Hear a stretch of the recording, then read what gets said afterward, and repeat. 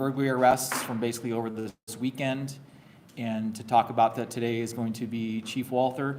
Please understand he does have time to take some questions at the end, but also the investigation is still active. We are still, in many ways, in the early stages of the investigation. And so, although arrests have been made, there's still a lot of work for our investigators and our forensics teams to do to make sure that we know what we need to know and see how these suspects could possibly be related to other cases.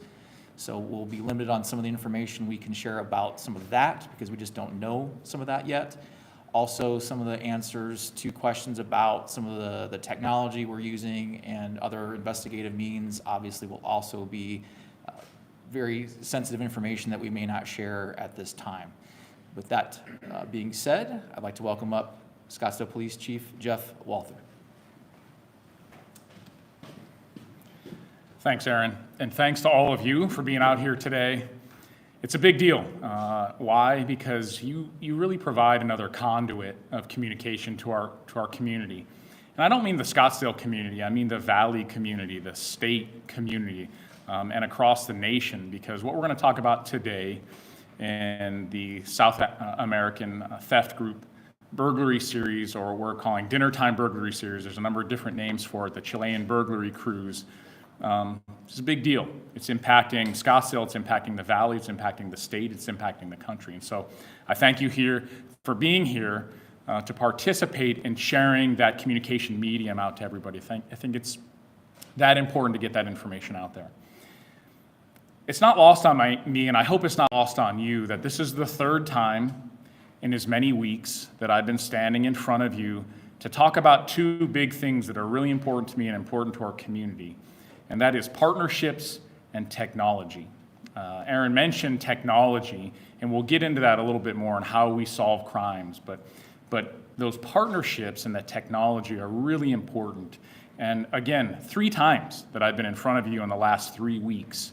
The first time being in Surprise with my partners from Surprise PD, from Phoenix PD, from the Maricopa County Attorney's Office, from the Department of Public Safety. All there together talking about the Rod Al-Mansouri case and the technology and the relationships that we brought to bear to arrest that individual who was wanted out of New York City for homicide and the city of Phoenix for stabbing, the city of Surprise for stabbing and attempted sexual assaults, and the technology and partnerships that we brought to bear during that case that prevented the same crime from happening at Scottsdale Fashion Square. It's that technology and those partnerships. Then I stood in front of you 2 weeks ago at our town hall meeting up in North Scottsdale to discuss this burglary trend and the now near 150 burglaries that have been plaguing the Valley, 35 plus of those in Scottsdale related to the Dinner Time Burglary Series. And in that discussion that had an amazing attendance from our community of nearly 3,000 or just over 3,000 people in person and online, and now that video that we took of the town hall has been viewed on our site more than 11,000 times and on other sites more than 20,000 times, or segments of that. That's how important this is. And so as I stood before you in my community during that time period at the town hall, answering near 200 questions from the community, we made a commitment to each other. That commitment to each other, police and community together, to be vigilant, right? To be vigilant about what was going on, to look out for one another. And that's what we've continued to do. And we had a period of rest. Sadly, that period of rest was about 2 weeks in between that town hall and the next burglary that took place in our city, which was this past weekend on Saturday. We had both a completed burglary and an attempted burglary. And the vigilance of somebody who was home, a homeowner that was there at their residence, who spotted these burglars and had the forethought and immediacy to start yelling at them before he called police. That scared them off. That prompted a massive, massive response from Scottsdale PD and my partners. I'll get into that momentarily.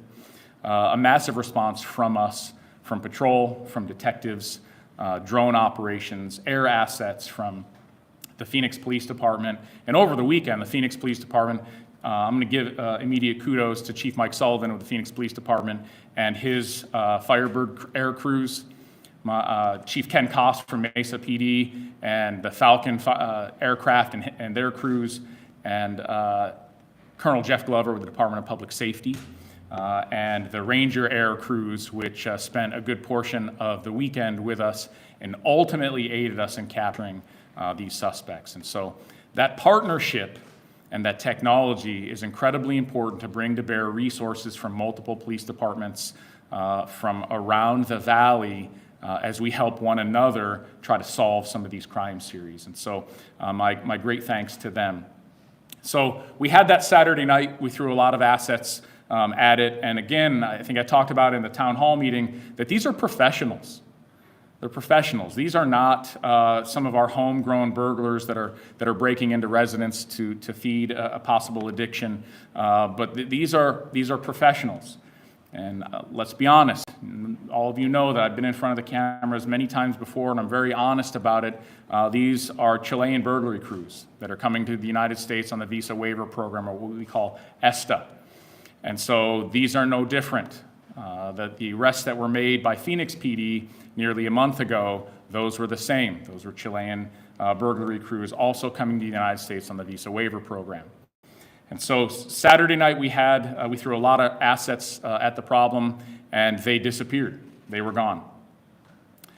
Come into Sunday, and ultimately what we find is when I talk about technology, I think it's important, and I think Aaron talked about technology a minute ago, and so I think it's important that we talk about, when I'm talking about technology that we're bringing to bear, I'm talking about cameras. Let's just be honest with each other. I'm talking about cameras in a lot of different formats, right?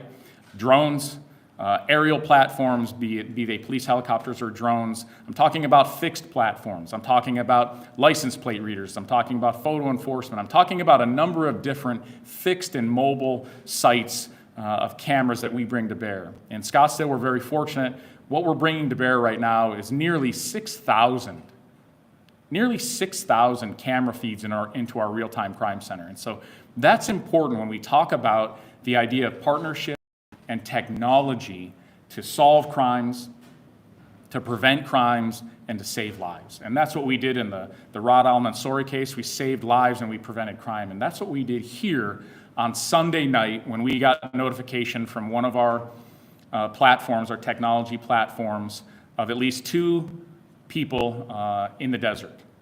And so we immediately responded to that information that we got. That was at about 8 o'clock on Sunday night. We immediately threw the proverbial kitchen sink into that area. It was into the area of 90th Street and Jomax.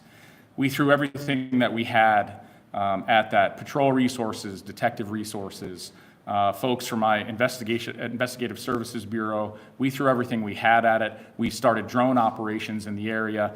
We started to get a helicopter from Mesa and from DPS overhead, and ultimately we got those air assets within a period of time. I also want to give a shout out when I talk about partnerships and technology. The partnership component of that is we received that technology alert at about 8 o'clock. So we started throwing everything we had at it. Shout out to the security staff at Desert Highlands, because they too, shortly after we received an alert on one of our platforms, they too received an alert on one of their technology platforms, one of their cameras, and then got that information to us. What that does for us is that confirms that information that we already had and started responding to. So shout out to them for what they've done to try to target harden their community as well. And so we threw a lot of resources at that. Upon getting to that area, one of my detective sergeants made a traffic stop of a suspicious vehicle in the area. And during that traffic stop, the driver presented a Chilean passport. Sorry, folks, but in my line of work, we'd call that a clue. That she had identified herself with a Chilean passport. Under questioning right at the scene, she admitted to dropping off 2 of her compatriots to do burglaries in the area. And so we knew that between the initial hit that we had on one of our platforms and the secondary hit that the Desert Highlands security staff had on one of their platforms, and her admissions to what they were doing, we knew that we had a Chilean burglary crew in the general area, and we threw everything that we had at it. Over a period of time, beginning about 8:30, 8:45 that night, we threw every asset that we had at it, in the air, on the ground, drones, helicopters, and as you know, big open space like that, you can hide just about anywhere. Even with the advanced capabilities that we have on some of our cameras, you can hide anywhere, and they did. And we ended our operations to try to find them and apprehend them at about 3 a.m. We closed everything down. Everybody went home. We have obviously our patrol folks still out. And then at a little after 5 a.m., a separate platform operated by ScottsdalePD hit and identified both suspects in the desert as well, coming out of the desert. And immediately we started this all over again. And we put a lot of resources into the area. We started drone operations, and we had DPS Ranger air crew in support of those operations.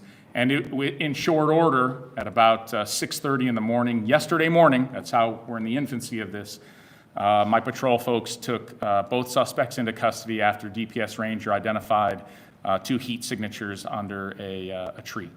And so we took both of those suspects into custody.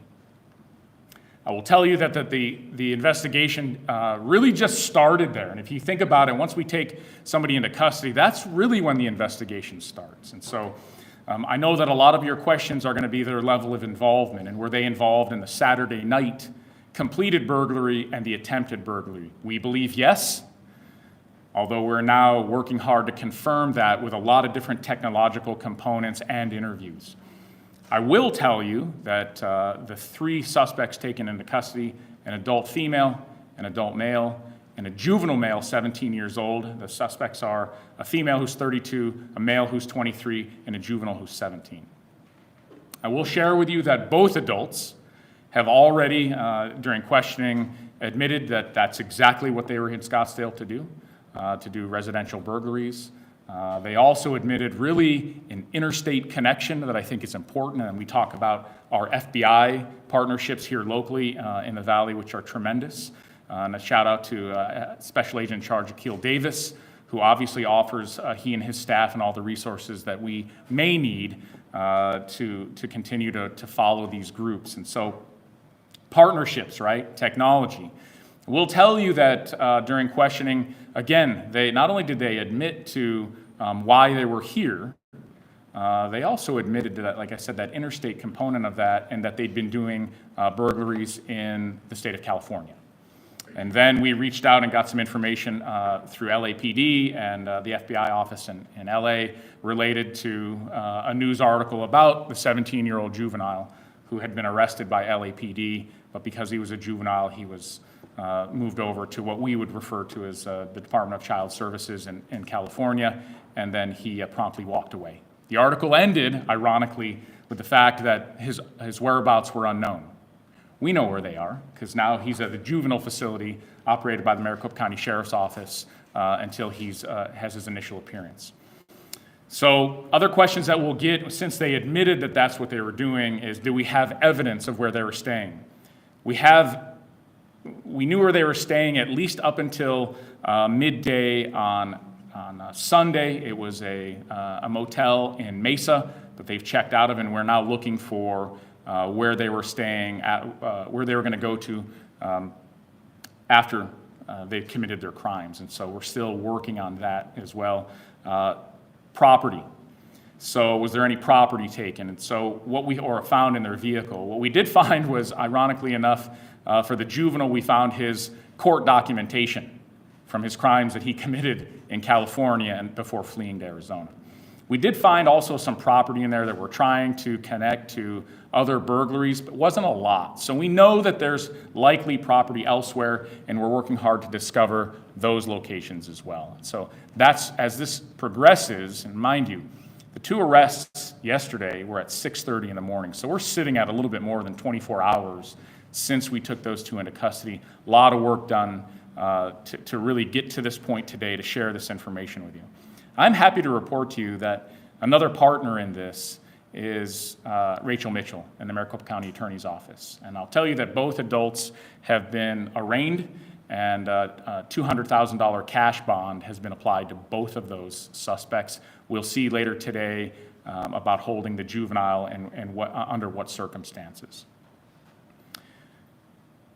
This is, I go back to the beginning, right? This is all about partnerships for me and the technology that we bring to bear. And so those partnerships from my fellow police agencies to the federal, my federal partners, be it the FBI or the ATF or the Marshals or the Secret Service, we have great relationships here in the Valley to really work these cases together. And then the partnerships that we have with the community to stay vigilant. That commitment that we made to each other at the town hall was about being vigilant.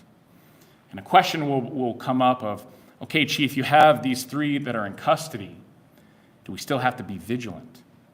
And the answer is yes, we have to be vigilant. Then your next question should be why, right? We have these in custody. Phoenix took 3 into custody, and we saw a lull after Phoenix made an arrest of the 3 that they have in custody. And Rachel Mitchell applying a high cash bond to those suspects as well, so they're still in custody. And these in Scottsdale will also still be in custody. But we have to remain vigilant because there are more. I challenge anybody watching who will watch this to just Google search Chilean burglary series or South American theft groups, and you will see from the Northeast to the Southwest to Middle America to the Southwest to the Northwest and to the coast of California, you're going to see these groups impacting so many communities. We have to ask each other, what are we going to do about it? And so I put that out there. This is, we know from information that we glean, because questions always come up, is where did they come from? Did they come across the southern border? Or did they come through the visa waiver program? And I will tell you right now, we know for certainty and information we've gathered, all 3 came here legally on the visa waiver program. That's how the Chilean nationals are coming in, these burglary crews are coming in. Now, I don't need more email in my inbox saying not all Chileans are coming to the United States on this 90-day tourist program. Not all of them are committing crimes. You're absolutely right, they're not, and I'm not saying that they are, but what we're getting is hundreds and hundreds, if not thousands, coming in through the visa waiver program that are committing residential burglaries in dozens and dozens and dozens and dozens of cities and neighborhoods around the country. This is not a Scottsdale issue. This is not a Valley issue. This is not an Arizona issue. This is a national issue. And so we have to be willing to start asking some hard questions of our federal government about the visa waiver program, in addition to the hard questions we should be asking about what's going on the southern border, and that 50% of all fentanyl coming into the United States is crossing the Arizona-Mexico border. With that, I'm happy to take your questions if I didn't answer them already. And again, I just want to tell you how much I appreciate you being here and you participating in the narrative. Chief, I got a question for you, Chief. Any partnership with federal immigration officials, since this is people with the visa waiver program, in terms of these arrests? I will tell you that we've had some conversations with Homeland Security investigations, with ICE, to further this discussion more and see if we can't get a little bit of traction, because that's all I'm asking for. I'm not asking for a hard change overnight. I'm asking for a little bit of traction to see if we can at least find a mechanism to slow the flow of crime tourists. And the very fact that we have a phrase for this, crime tourism, that you can come to the United States for a maximum of 90 days and see the wonderful country that we are, but that so many are abusing the visa waiver program as crime tourists, that in and of itself is a problem. So we're going to continue to work that angle. Did they get any boots on the ground, any resources, or would they typically, in a situation like this, where criminals are using that visa waiver program to... Not so far, no, not so far. That they would? No. Ultimately, what happens is, and this will go down a pretty extensive rabbit hole, is, and you'll sense my frustration and the frustration of my patrol folks and my detectives who've been working tireless hours on surveillance details, in addition to all the other cases that they're working, that we other than our local partners propping each other up, right? And our local federal connections with the FBI and ATF and the others that I mentioned already, we feel alone. We're on our own here. It's like, hey, we know this is going on. We know how much fentanyl is pouring across the border. We know that this is happening with the visa waiver program, but fix it yourself. That's a conversation that we need to have on a much larger scale, so that we come together and say, how can we work this problem together? Chief, I know that you said at this point you're still trying to figure out how many burglaries that these particular individuals were involved in. Right. Do you have an estimate of how many that they might have? Yeah, terrific question. We don't at the moment because during a lot of the questioning, we're going to get with suspects, honestly, and you have this with your children. We're going to get deny, deflect, levy, counter accusations, right? And so that is how we start out. And so we're very fortunate already that we have admissions that that's what they were doing. Now, we believe, and we have some evidence to support, that they are the suspects in our Saturday night completed burglary and the attempt, but we don't have all the evidence we need yet, and that's going to take us a little bit of time to cultivate that, to find them responsible for those crimes as well. Do you know how long that they have been here?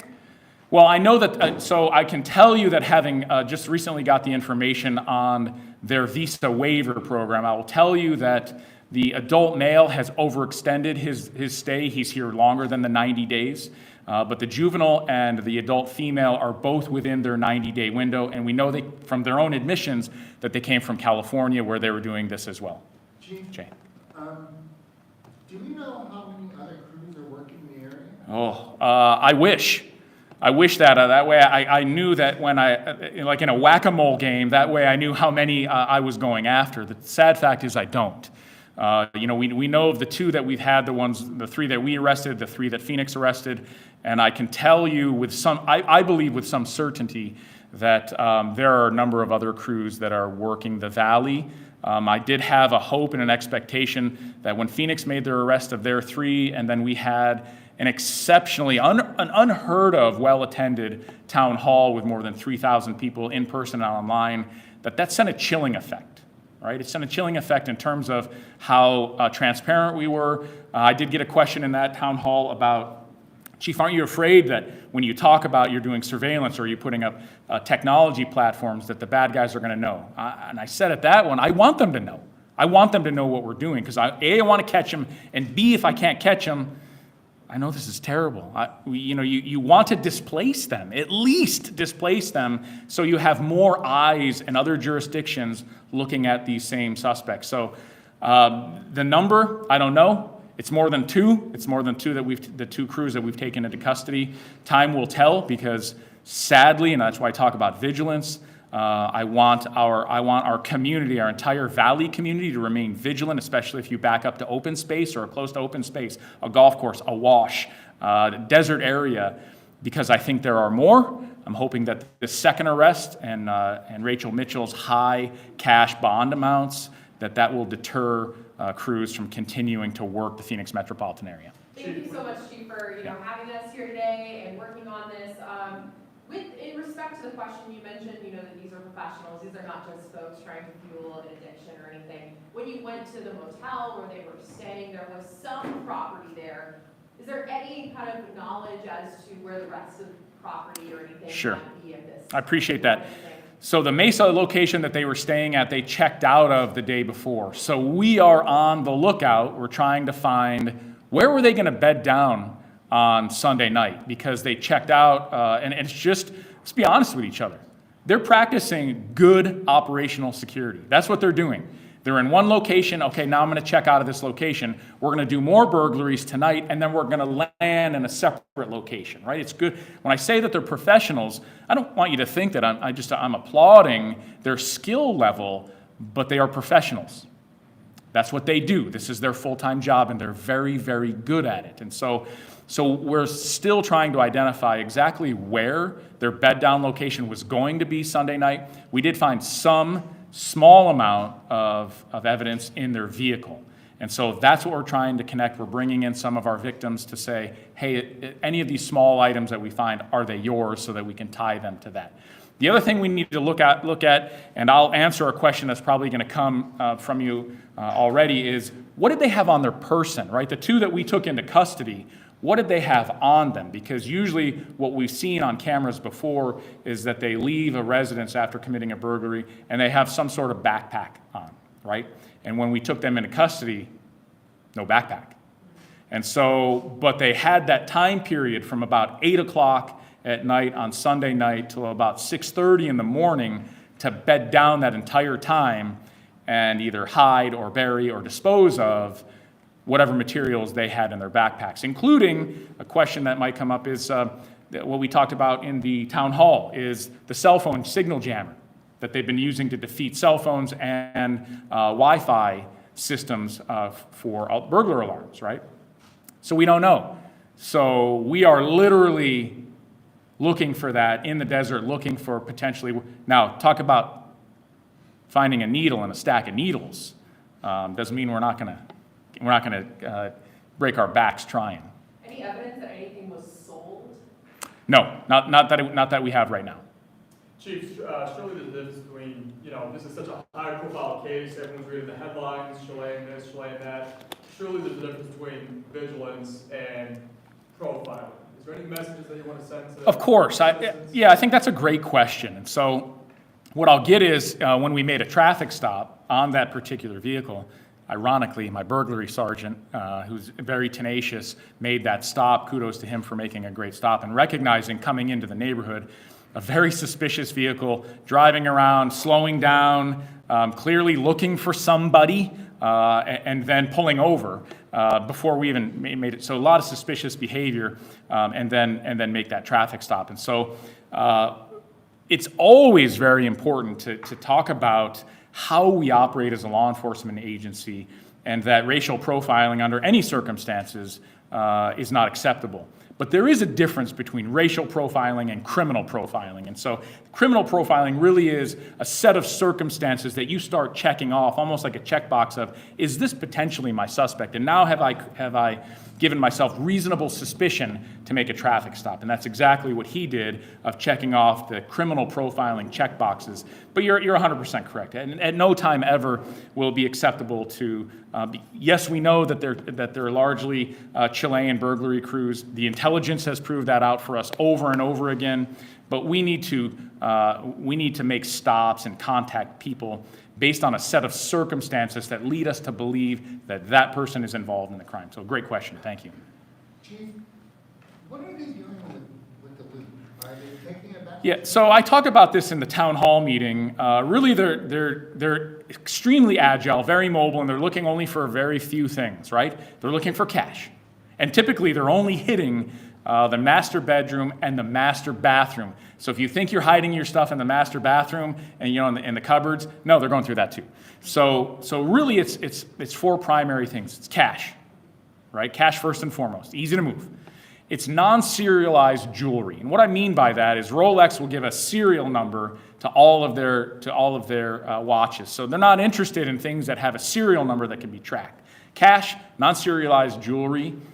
Precious metals. There are a lot of folks who, the economy is since the Great Recession, they're holding on to, silver and gold ingots. And so those things, those are easily movable, easily sellable. And this one threw me for a while, I'll be honest with you. High-end purses, belts, leather goods, things that can be moved that are very high-end. And so high-end purses seem to be extremely popular and are easily moved. What are they doing with it? What we believe we're doing through arrests we made in 2019, arrests we made in 2022, is that they're taking their ill-gotten gains, they're boxing it up, and they're shipping it to Chile. So where they can then move it. Now, is there probably some illegal fencing of some of that material here, some of that stuff here? Probably, but what we're seeing is them sending that to Chile. Based on this, do you have any recommendation for the community, since you're saying there might still be some out there? Yeah, thank you for that, because really when we talk about that commitment to each other and that connectivity, I still want to continue to push that commitment, to look out for each other. That's how we stopped it on Saturday night. It was somebody who said, hey, I see two people that, at dark, now in the desert, and it's start yelling, and they were gone, right? There has to be that level of vigilance. And I'm not talking about hypervigilance.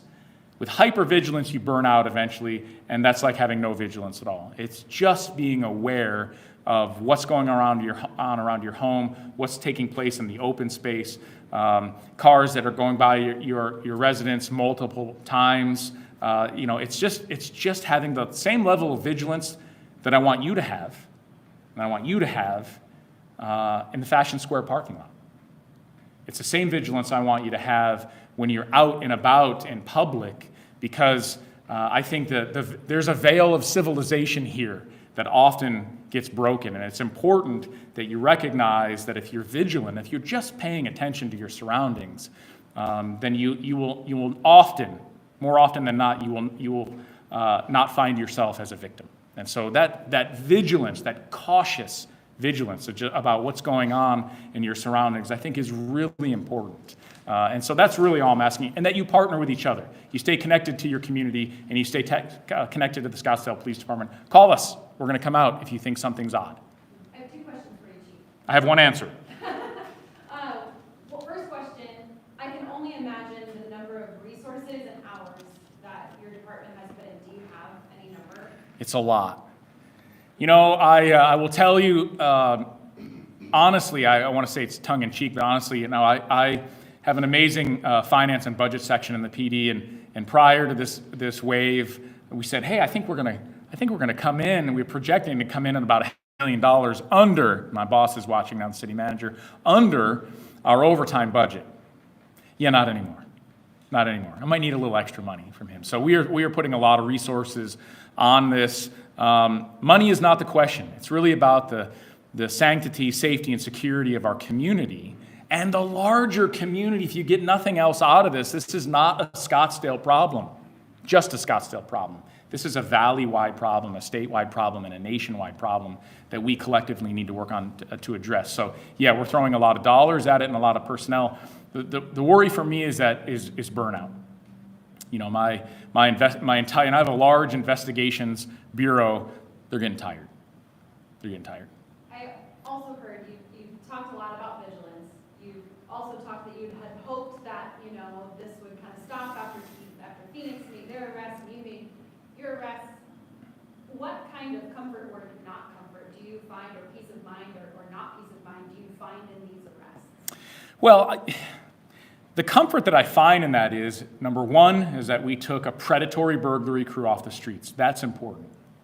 Number two, there's comfort in that connectivity with the community. When the community will recognize, not just the Scottsdale community, but the Valley community, that Phoenix made an arrest that impacts Phoenix and the rest of the Valley, that we've now made an arrest that impacts Scottsdale and the rest of the Valley.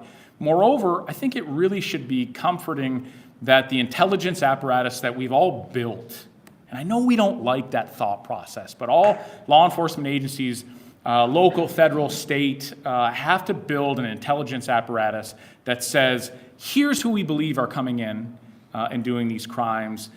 Here's where they're coming from. Here's what they're taking.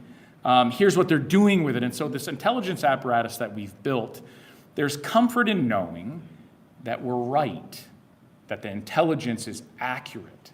And it's been accurate over and over and over and over again to your question, so that we're not stopping the wrong people. We're not criminally profiling the wrong people. We should never be racially profiling, but we're not criminally profiling. So criminally profiling the wrong people. So the intelligence speaks to both your question and really works on preventing that. So we take some comfort and solace in that, and the idea of your question about remaining vigilant, right?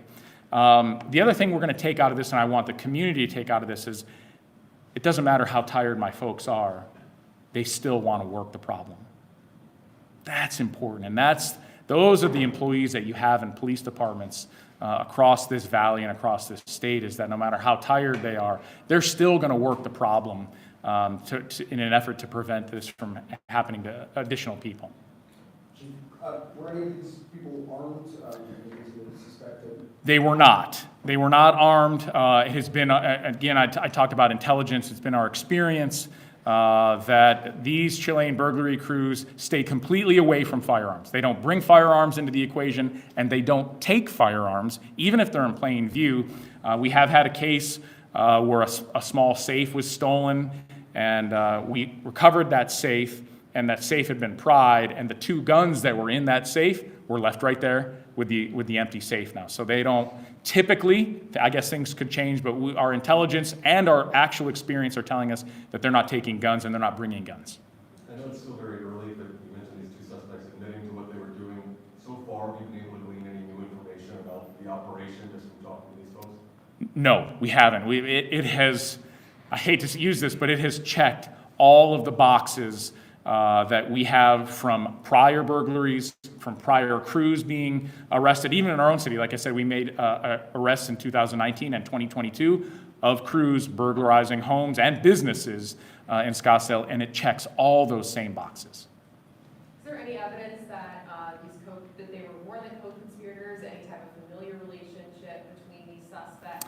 We have not identified a familial relationship between these 3. They are obviously connected. They are a crew together, but no familial contact that we know of. Do you know if that 17-year-old is looking at being charged as an adult? You know, I often fire from the hip, right? And I'm like, I hope so. But we don't know. We don't know. We know that according to him, and mind you, it's proving what's the real age, right? I mean, we did find a passport that you would think would confirm his age, and so we know that he'll turn 18 this year. What do you need now? I continue to need everybody just working together on this. Again, I can't say enough about the partnerships that I have with the community, with our residents, with my local partners and police departments who immediately, and this is what's great about this, is that you have police departments who, when we call and say, hey, we have burglars we know in the desert, they're sending air units here, or we're sending our people there. When Phoenix made their arrests, we had a surveillance package out that night, a detail out that night, and we were immediately sending our folks in their direction and toward Paradise Valley, who's another amazing partner, because they had burglaries the same night that the Phoenix crew was taken into custody. And so we're sharing this information. I don't want to go down this rabbit hole, but in the same way of the WM Phoenix Open and how many resources come to Scottsdale to really manage that large event. And so that's an amazing relationship when you throw resources at each other to help resolve and solve some of these crimes. Chief, being part of a Spanish TV station, the probability of these burglars watching this news is pretty high. Any message for them? I'm sorry, who watching? Well, anybody that's doing this, doing other. Yeah, any other crews watching this, right? Yeah, get out of Arizona. Honestly, it is. I would love to say, my goodness, come to this country and enjoy this country and the beauty that it is, and the diversity and the culture, and it's an amazing place. But far too many are coming here to commit crimes, to commit burglaries. And so that's something that we need to address. I think that's something that we can address in the community. There is, I think, a large Hispanic contingent or Chilean contingent here in the United States.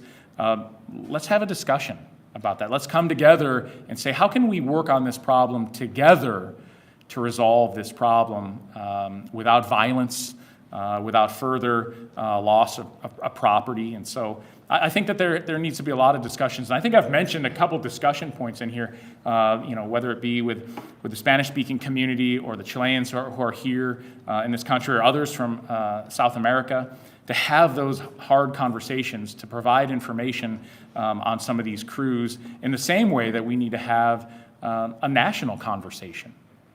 I don't mean the lip service that we see regularly. I mean a true conversation about the visa waiver program, the ESTA program, about the amount of fentanyl that's coming across our border, why and how, and the reasons behind that. Just a discussion with some action to follow, because ultimately, I don't think we're doing a great job. I don't think we're doing a great job on the federal level of adhering to the idea in the Constitution that they're responsible for national defense. National defense is important, right? And a part of national defense is protecting your citizenry from those who would come to this country and commit crimes. And so I know that's not a discussion that a lot of police chiefs want to have, And there's no indictment. I'm not suggesting that, any indictment. I certainly could, not. But we need to have a conversation about these programs and about Arizona being literally ground zero, the epicenter for a lot of this crime activity. And so, especially related to fentanyl. Rachel Mitchell and I, the county attorney, were at a fentanyl forum last week talking about the amount of fentanyl coming into this country.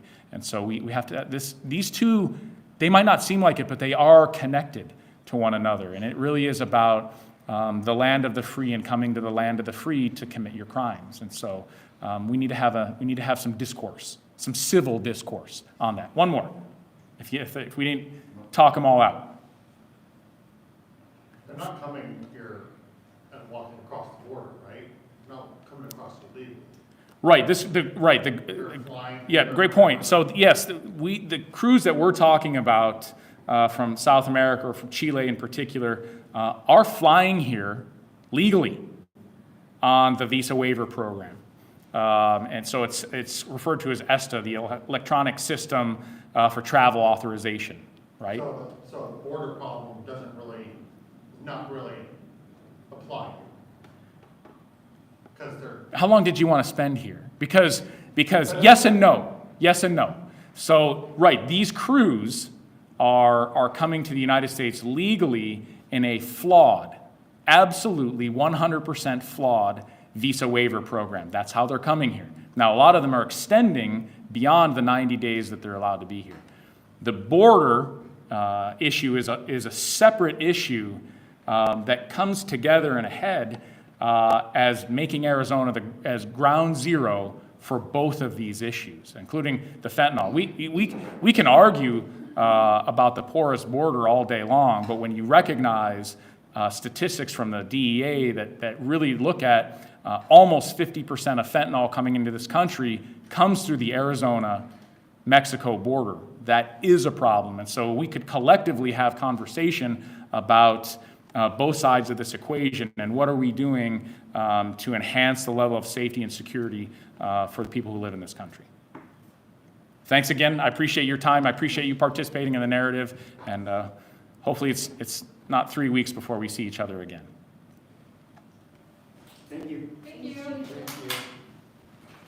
then just to wrap things up, if there were any questions that did not get answered, you can always email the PIO group at pio@scottsdaleaz.gov, and we'll work on getting you an answer by the end of the day. I'm sure many of you are trying to finish up these stories by the end of the day, so if you have questions that are timely, make sure you email them to the PIO group, and we'll get you some answers.